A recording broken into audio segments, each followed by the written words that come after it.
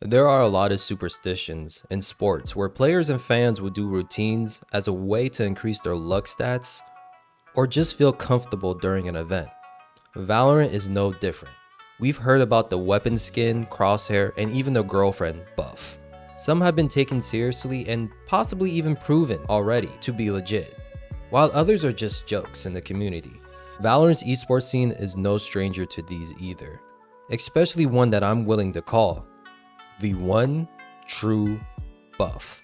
We have tons of examples where less hair follicles equals increased luck and a team success. Demon One's ultimate sacrifice is probably the most known in the community, but there are a handful of other examples where shiny domes lead to a successful gambit and trophy lifts. We'll analyze all the ones that I know of, as well as a new phenomenon going on in the Challengers League right now that could further make history in Valorant. Let's begin with Max's final form, which started on a whimsical bet, one where he risked it all on the improbable outcome of 100 Thieves versus MIBR, a Brazilian team whose America split would end after this game regardless of the outcome. They will be playing with their coach as a substitute as well, and would be facing a clouded organization whose playoff hopes were still alive. If 100 Thieves wins at this point, they move on. If they lose, EG would take the spot. As we know today, the most legendary knife kill sparked a canon event hard to forget. You gotta stick it, chosen spraying tonight. No way! Off of it all, he's the hero in this scenario, and 100 Thieves have been denied.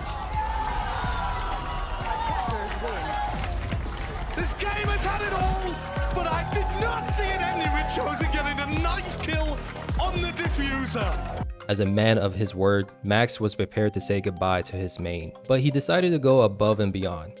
He did this live. This wasn't even a part of his original bet. In the kicker, the ritual was done by another well-known egg in the community too, Sideshow. Basically passing the baton of the Bald Brotherhood. It's time to go bald. Are you ready? I'm definitely ready, bro. Can you tell me why on earth you've done this? Because MIBR should not have won that match. I'm gonna be honest, bro. Okay. Yeah, I'll try and step up more for playoffs, LeBron time. Step up more. LeBron time? Yeah. God, you got a good attitude. Do you think the bald buff is going to work as well? We've seen some incredible I bald hope it does. I hope it does. I think that's a good shape.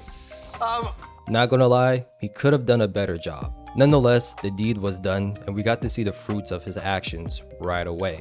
Evil Geniuses went against NRG, and the man had plus 29 in a 3-map series with a 44 headshot percentage. Oh, and on Haven, that number was 54%. And looking at these numbers, you just say, what the hell is even that? To put this in perspective, EG faced NRG less than 7 days prior and lost 2-0. Demon One went 32 for 32 with 2 assists and a 27 headshot percentage. His 224 ACS was pretty good too. These numbers are what he had with hair. But comparing them to Bald One, they seem kinda night and day. The Hairless Wonder was averaging enough damage per round to kill a full shield player and then some. On Ascent, he went plus 11 with 182 average damage per round. You don't even have to check his PC at this point. You might have to check this man's DNA for built-in aimbot. Of course, EG had a great team and coaching staff led by Potter, who has proven to us that she's one heck of an anti-stratter. But I don't know if you can attribute tactics solely based on Demon One's massive jump in numbers. They would go on to place 3rd in Americas, then 2nd in Tokyo, and finally 1st in Champs 2023 LA. Yes, at this time his hair started to grow back, but Demon One wasn't the only person to cut their main on the team. Boostio did as well. However, I guess you wouldn't call this fully embracing the bald lifestyle, more like a buzz cut, but it was still enough. We saw Boostio pulling off crazy plays after he decided to cut his hair. Even now he's doing pretty well while embracing the gecko cosplay lifestyle and short hair.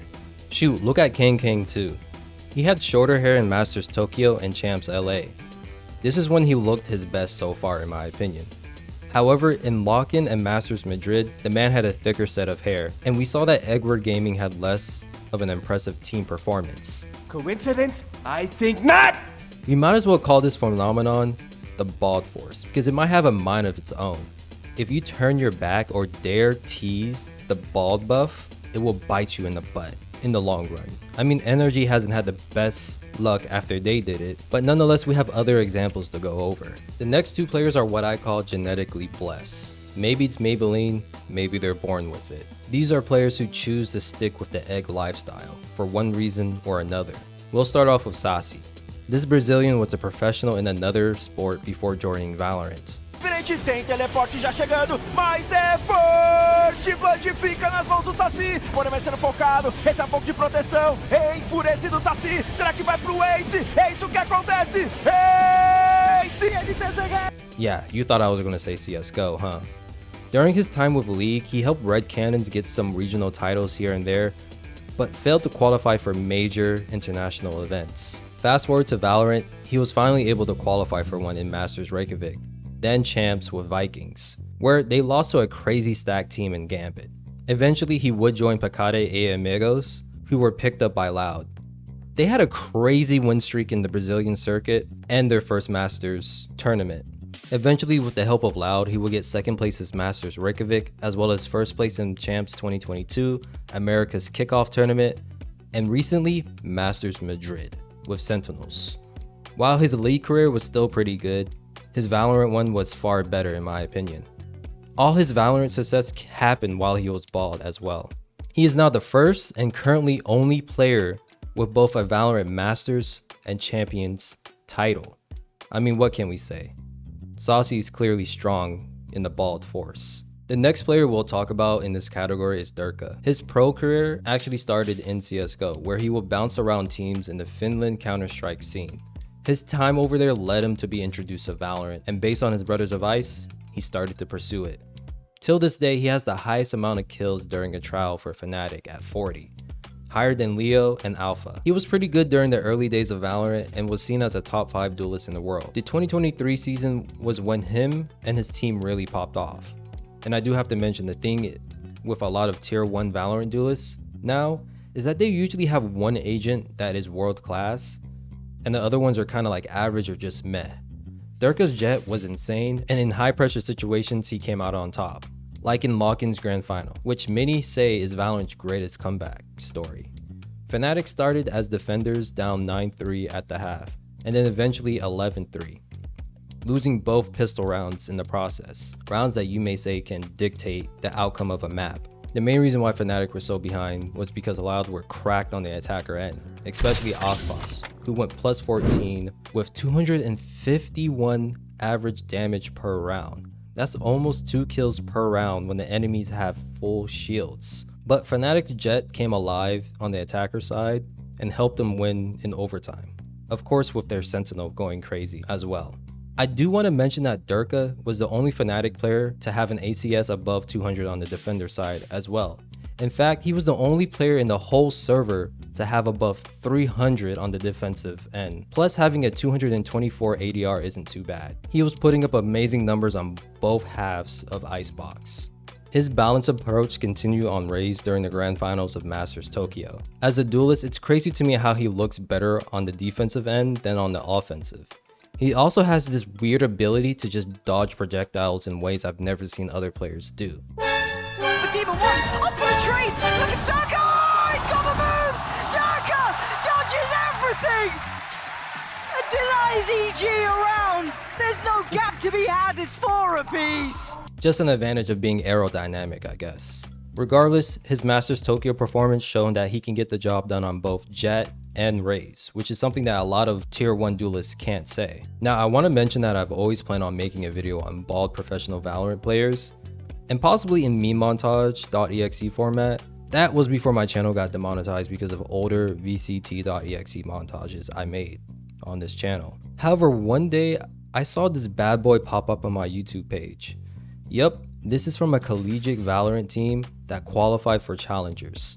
Basically tier 2. They actually made history by being the first university to do so. I initially heard about them by watching a video by Polars. Feel free to check them out if you want to know more about challengers in Valorant. Nonetheless, after this achievement, Winthrop got destroyed by supply and demand, aka sad Esports. This was before Moops, their duelist/initiator, decided to repeat history and bet his locks on the line. Comment on what you want to do next. If we get 500 likes and subs, I'll shave my head.